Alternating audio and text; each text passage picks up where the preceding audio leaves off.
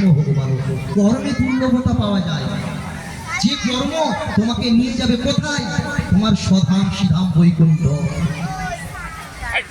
তাই আমাদের সাথে সাথে আমাদের জেনারেশনকে শিক্ষা দাও। আর কিছু হোক নাই হোক, একটা তুলসীর মালা পরিয়ে কমসে কম তুলসীতে জল সিঞ্চন। কি দাদু হলে ঠাকুমা হলে ডাকবে, ওরে বাবু আয় একটু সঙ্গে পরিক্রমা করা হরিনাম করতে করতে। আস্তে আস্তে আস্তে আস্তে কোনো কিছুর বিনিময়ে হোক না কেন। একটা এই প্রসঙ্গে কোথায় এসে গেল ভাগবতে,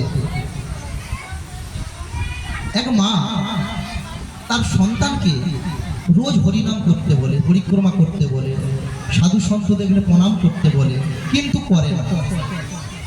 কিন্তু মা দেখলো যে এমন করে তো হবে না। কেন?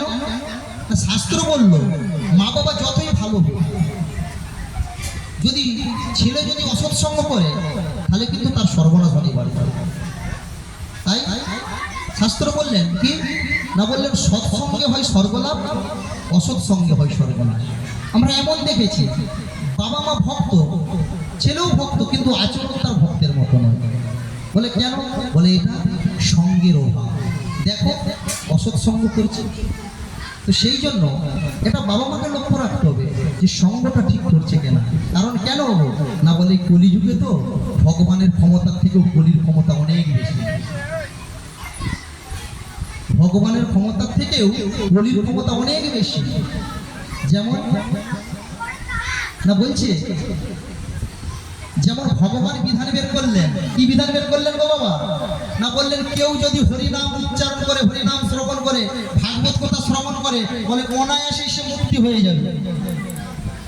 কিন্তু এইদিকে কলি মহারাজ চিন্তা করছে, হায় হায় এ কি হলো, কি হলো না, বলে ভগবান শ্রীহরি এই কলিহত জীবের জন্য এমন একটা উপায় বের করেছে, সবাই নাকি হরিনাম করলে, হরিকথা শ্রবণ করলে উদ্ধার হয়ে যাবে। আমি কাকে নিয়ে রাজত্ব করব?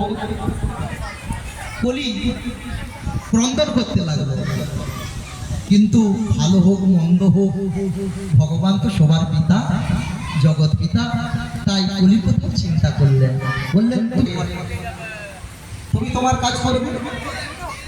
কলি তখন বললেন কেউ যদি আমায় আশ্রয় করে আমি কিন্তু ছেড়ে কথা বলবো না। ভাগবত মহাপুরাণে পরীক্ষিত মহারাজ কলিকে